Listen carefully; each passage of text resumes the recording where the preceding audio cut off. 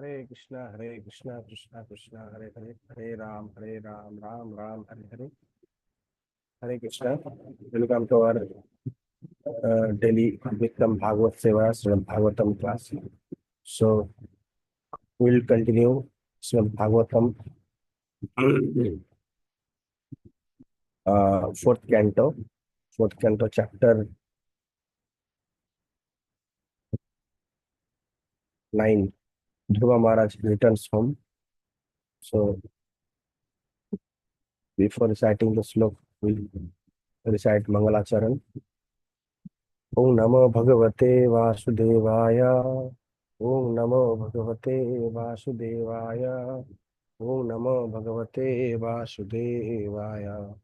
Narayanam Namaskrityam Naram Chaiva Narottamam Devim Saraswati Vyasam Tato Jayamudiraye Ashtaprayeshu Avadreshu Nityam Bhagavata Sevaya Bhagavati Uttama Sloke Bhakti Bhagavati Nishtiki Mukam Karati Vachalam Pungam Langhayate Grim Yatkripatam Maham Bande Sri Gurundinatarinam Paramananda Madhvam Sri Chaitanya Isharam Namayam Vishnupadaya Krishna Preshaya Bhutale Srimate Bhakti Charu Shami Niti Namine Snigdha Cheta Supraneta Vagminam Chara Saputam Prabhupada Prana Novi Bhakti Charu Padam Namayam Vishnupadaya Krishna Preshaya Bhutale Srimate Bhakti Vedanta Shami Niti Namine Namaste Saraswate Deve Gauravani Pracharine Nirvishesha Shunyavadi Pasatta Deshatarine Mukam Karati Vachalam Pungam Langhayate Guru Kripatamaham Bande Sri Gurundinatarinam Paramananda Madhavam Sri Chaitanya Isharam. Hare Krishna. So you can see Srimad Bhagavatam, 4th canto, 9th chapter. Dhruva Maharaj returns home. So we'll continue from slok number 10. So we'll start. Ya nirvirtistano vritam tava pada padma Jnanadbhavad janakatha sahanena vashyat Sha brahmani swamahimani api nathamabhut Kim tava antakashi nulilat patatam vimana.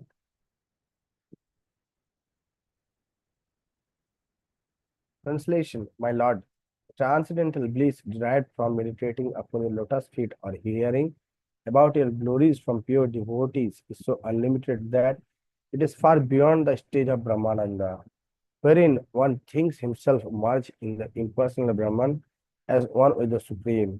Since Brahmananda is also defeated by the transcendental bliss derived from devotional service, what to speak of the temporary blissfulness of elevating oneself to the heavenly planets, which is ended by the separating sword of time.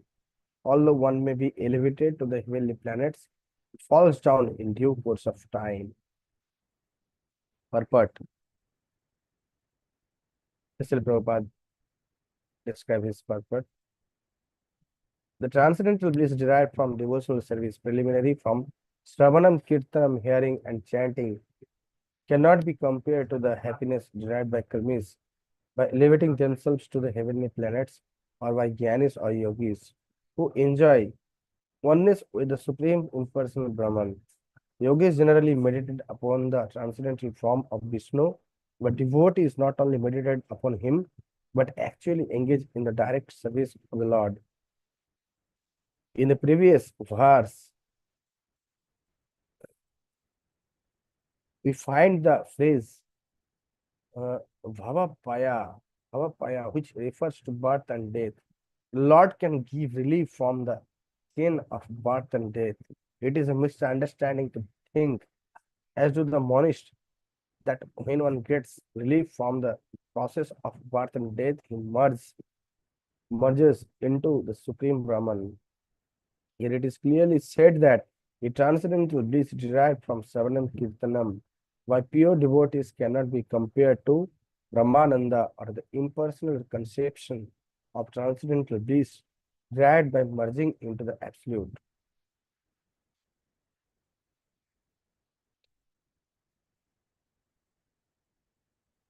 The position of karmis is still more degraded. Their aim is to elevate themselves to the higher planetary systems. It is said, Yanti Deva Vrata Devan, persons who worship the demigods are elevated to the heavenly planets. 9.25, but elsewhere in Bhagavad Gita 9.21, we find Shine Punya Martha Lokam Vishanti. Those who are elevated to the higher planetary systems must come down again as soon as the results of their pious activities are exhausted. They are like the modern astronauts who go to the moon. As soon as their fuel is used up, they are obliged to come back down to this earth. As the modern astronauts who go out the moon or other heavenly planets by force of propulsion have to come down again after exhausting their fuel. So also do those who are elevated to the heavenly planets by force of jnanas and pious activities. Antakashi Lulilat, by the sword of time, one is cut from his exalted position within this material world and he comes down again. Dhruva Maharaj appreciated that the result of devotional service are far more valuable than merging into the absolute or being elevated to the heavenly planets. The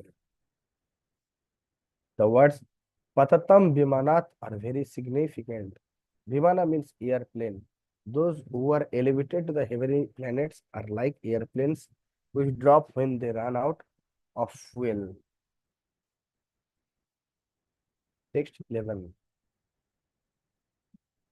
Bhaktim muhu pravahatam tyai me prasango Uvad ananta mahatam amala sayanam Chenan jasolvanam uryasanam Vavad badhim Neshe bhavad guna kathamrita panamatta.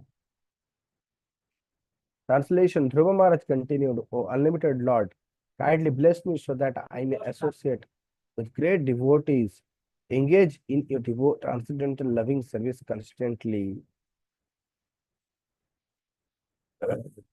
As the waves of a river constantly flow, such transcendental devotees are completely situated in an uncontaminated state of life. By the process of devotional service, I shall surely be able to cross the nascent ocean of material existence, which is filled with the waves of blazing fire-like dangers. It will be very easy for me, for I am becoming mad to hear about your transcendental qualities and pastimes, which are eternally existent.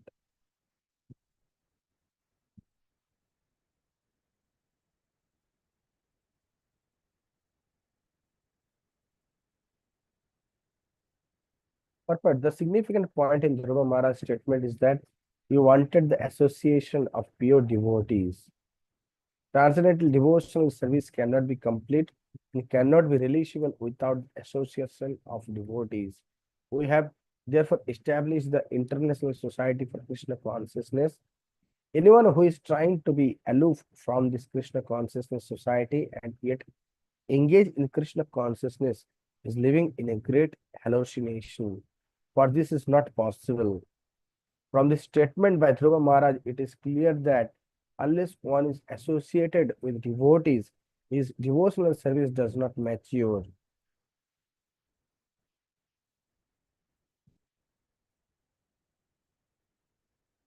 It is it does not it does not become distinct from material activities.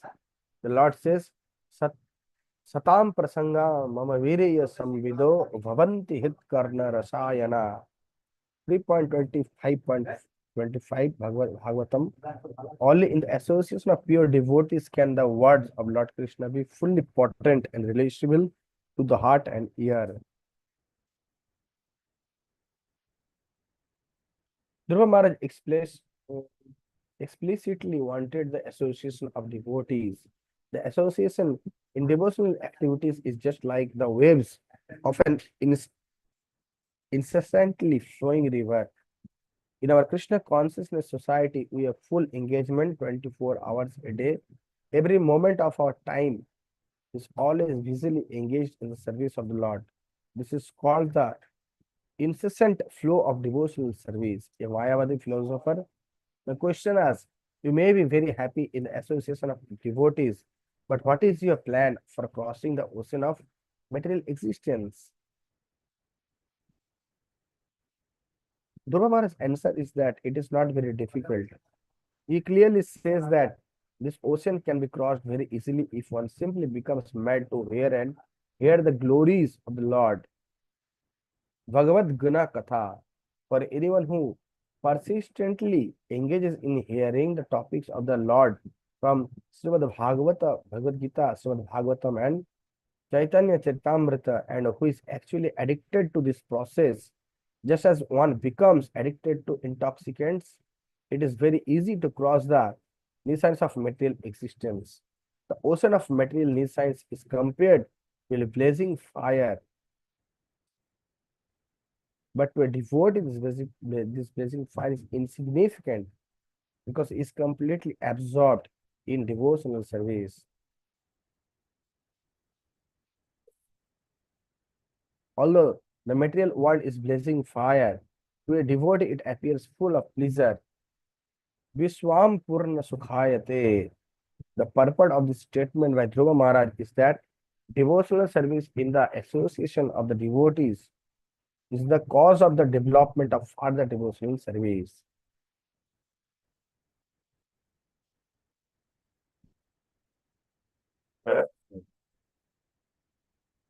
By devotional service only is one elevated to the transcendental planet Golaka Vrindavan.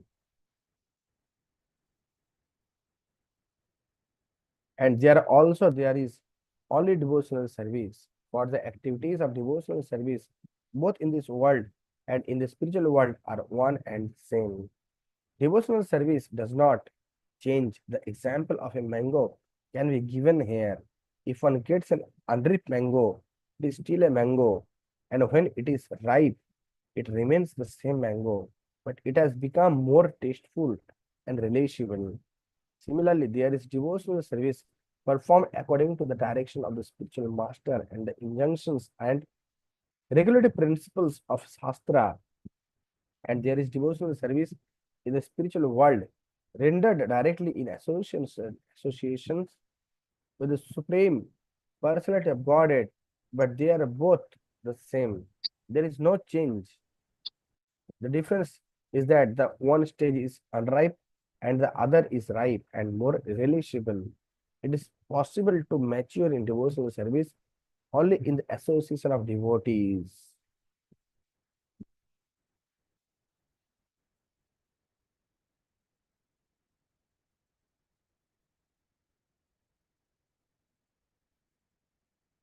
Look 4.9.12. Tina smaranti atitaram priyam isamartyam nityanav adhasuta suhit द्रवित्तदारा ये तब अब्जनाभा भवदिया पदारविंदा सौगंधलुब्धा हृदयेषु कृता प्रसंगा. Translation: O Lord, who have a lotus navel, if a person happens to associate with a devotee whose heart always hankers after your lotus feet, seeing always their fragrance, is never attached to the material body or in a bodily relationship to offspring, friends, home, wealth, and wife, which are very, very dear to materialistic persons. Indeed, it does not care for them.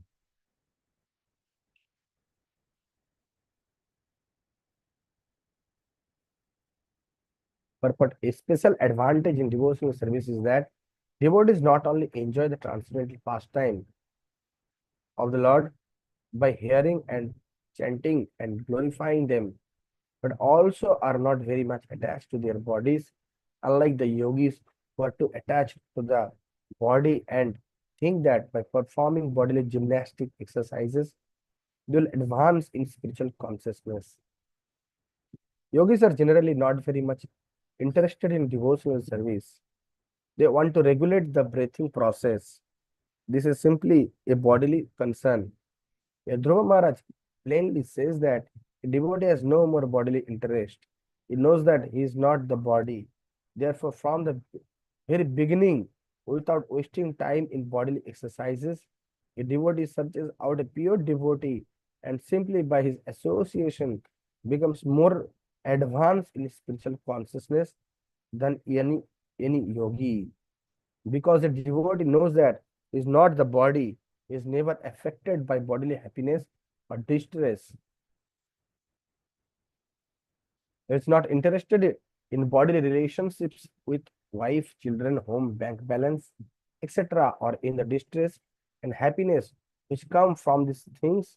This is the special advantage of being a devotee. This status of life is possible when one a person is interested in associating with a pure devotee who always enjoys the fragrance of the lotus feet of the Lord.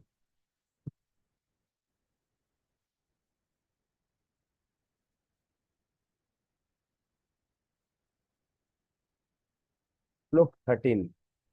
Tiryanagādvija Sarisripa Deva Daitya Martya Divi Parichitam Sad Asad Vishesham Rupam Stavistam Ajate Mahad Adi Anekam Nata Param Parama Vedmina Yatra Veda. Translation, my dear Lord, O Supreme Unborn, I know that the different varieties of living entities, such as animals, trees, birds, reptiles, demigods, and human beings, are spread throughout the universe, which is caused by the total material energy. And I know that they are sometimes manifest and sometimes unmanifest, but I have never experienced the supreme form I behold as I see you now. Now all kinds of methods of theorizing have come to an end.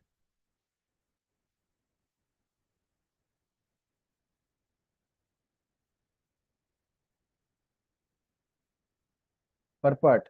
In the Bhagavad Gita, the Lord says that He has spread Himself throughout the universe, but although everything is resting upon Him, He is aloof. The same concept is expressed here by Dhruva Maharaj. He states that before seeing the transcendental form of the Lord, he had experienced only the varieties of material forms, which are counted at 8.4 million species of aquatics, birds, beasts, etc. The fact is that unless one engages in the devotional service of the Lord, it is impossible to understand the ultimate form of the Lord. This is also confirmed the Bhagavad Gita 18.55. Bhakta mam avijanati, factual understanding of the absolute truth, who is the supreme person, cannot be obtained by any process other than devotional service. Dhruva Maharaj here compares his previous state of understanding with the perfection of understanding in the presence of the Supreme Lord.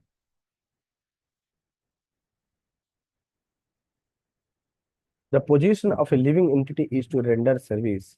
Unless he comes to the stage of appreciating the Supreme Personality of Godhead, he engages in the service of the various forms of trees, reptiles, animals, men, demigods, etc. One can experience that one man engages in the service of a dog, another serves plants and creepers, another the demigods, and another humanity or his boss in the office. But no one is engaged in the service of Krishna. Aside from common man, even men who are elevated in terms of spiritual understanding are at the utmost engaged in the service of the Virat Rupa or unable to understand the ultimate form of the Lord. They worship voidism by meditation. Dhruva Maharaj, however, had been blessed by the Supreme Lord. When the Lord touched his counsel to Dhruva's forehead, real knowledge was revealed from within, and Dhruva could understand the Lord's transcendental form. Dhruva Maharaj here admits that not only was he ignorant, but by years he was only a child. It would not have been possible for an ignorant child to appreciate the supreme form of the Lord had he had not been blessed by the Lord, who had touched his counsel to Dhruva's forehead.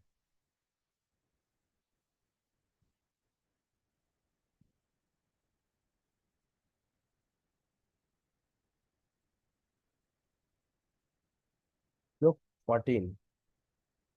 Kalpanta etad akilam yathare nagrinan site puman swadrig ananta sakhas tad anke yannavi sindhuruha kanchana lokapadma garve duman bhagavate pranatosmi tasmai. Translation, my dear Lord, at the end of each millennium, the Supreme Personality of Godhead, Garbhodakshay Vishnu, dissolves everything manifested within the universe into his belly. He lies down on the lap of Sesnaga.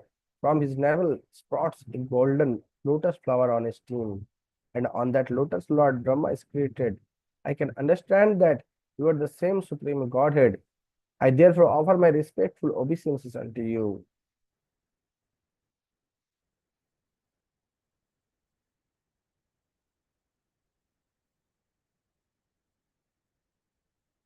But Dhruva Maharaj's understanding of the Supreme Personality of Godhead is complete. In the Vedas, it is said, Vija, Vijnate Sarvam Evam Vijnatam Bhavati. Knowledge received through the transcendental causeless mercy of the Lord is so perfect that by that knowledge, the devotee becomes acquainted with all the different manifestations of the Lord. Lord Kshirodakshay Vishnu was present before Dhruva Maharaj, who could also understand the Lord's two other forms, namely Garbhodakshay Vishnu and Karanadokshay Vishnu. Regarding Mahavishnu, it is stated in the Brahma Samhita 5.48. Yashashika Nisvasi Yashaikanishasitakalamathavalambho Jivanti Lomo Vilaja Jagadandanatha विष्णुर्महंस यजस्य कलाविशेष गोविन्दमादि पुरुषं तमहं भजामि.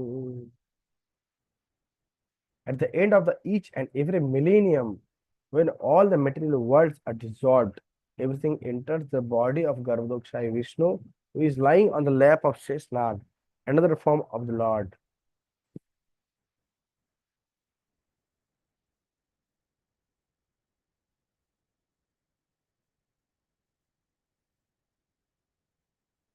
Those who are not devotees cannot understand the different forms of Vishnu and their positions in regard to the creation. Sometimes the atheists argue, how can a flower stem sprout from the navel of Garbhodakshay Vishnu? They consider all the statements of the Shastras to be stories as a result of their inexperience in the absolute truth and their reluctance to accept authority. They become more and more atheistic. They cannot understand the Supreme Personality of Godhead, but a devotee like Dhruva Maharaj, by the grace of the Lord, knows all the manifestations of the Lord and their different positions. It is said that anyone who has even little of the Lord's grace can understand his glories. Others may go on speculating on the absolute truth, but they will always be unable to understand the Lord. In other words, unless one comes in contact with a devotee, it is not possible to understand the transcendental form or the spiritual world and its transcendental activities.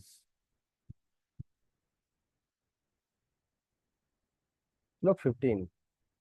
Samnitya parishuddha vibuddha atma kutasta adi purusho bhagavam sri adisa yad buddhi avasthitim akhand akhanadita swadrishta drasta stitav adimako vyatirikta ashe. Translation, my lord. By your unbroken transcendental glance, you are the supreme witness of all stage of intellectual activities. You are eternally liberated. Your existence is situated in pure goodness, and your extent exists and your existence in the super soul without change. You are the original personality of Godhead, full with six opulences, and you are eternally the master of the three modes of material nature. Thus, you are always different from the ordinary living entities. As Lord Vishnu, you maintain all the affairs of the entire universe, and yet you stand aloof and are the enjoyer of the results of all sacrifices.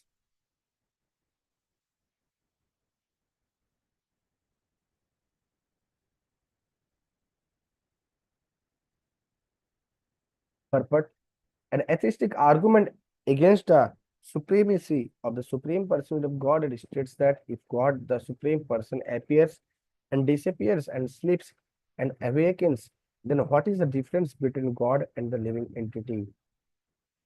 Dhruva Maharaj is carefully distinguishing existence of the Supreme Personality of Godhead from that of the living entities. He points out the following differences.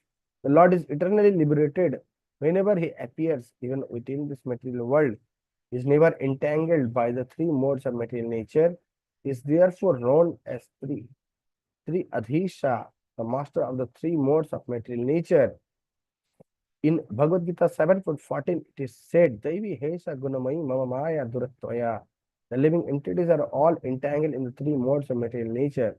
External energy of the Lord is very strong, but the Lord, as the master of the three modes of material nature, is ever liberated from the action and reaction of those modes. He is therefore uncontaminated, as stated in the Isha Upanishad, that the contamination of the material world does not affect the Supreme Godhead. Krishna therefore says in the Bhagavad Gita that those who are rascals and fools think of him as an ordinary human being, not knowing his Param Bhavam. Param Bhavam refers to his being always transcendently situated. Material contamination cannot affect him. Another difference between the Lord and the living entity is that a living entity is always in darkness. Even though he may be situated in a mode of goodness, there are still so many things which are unknown to him. But it is not the same for the Supreme Personality of Godhead. He knows past, present, and future, and everything that is happening in everyone's heart. Bhagavad Gita confirms this. Vedaham samatitani. The Lord is not part of the soul, he is the unchangeable supreme soul, and the living entities are his parts and parcels. The living entity is forced to appear in this material world under the direction of Daivi Maya. But when the Lord appears, he comes by his own internal potency, Atma Maya.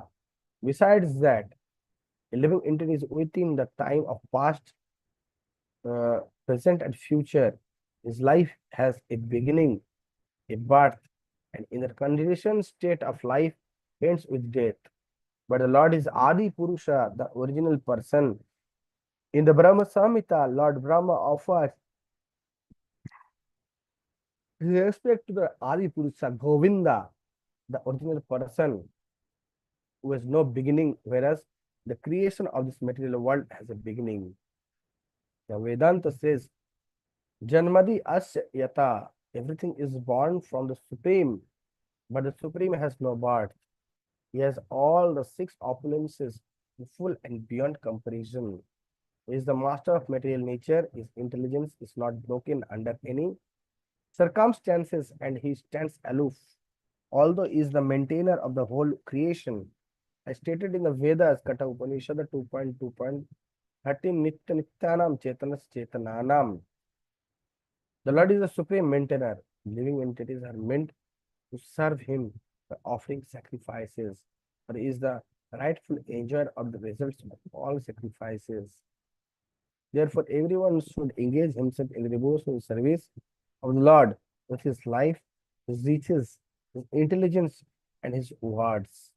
This is the original constitutional position of the living entities.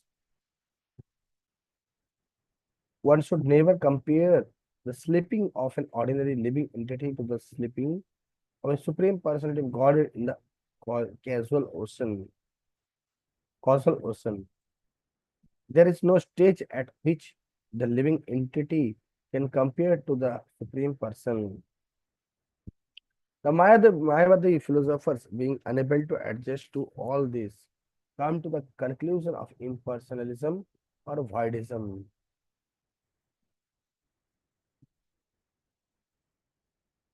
So today we'll stop here. Tomorrow from here 4.9.16 we'll continue with Bhagavatam.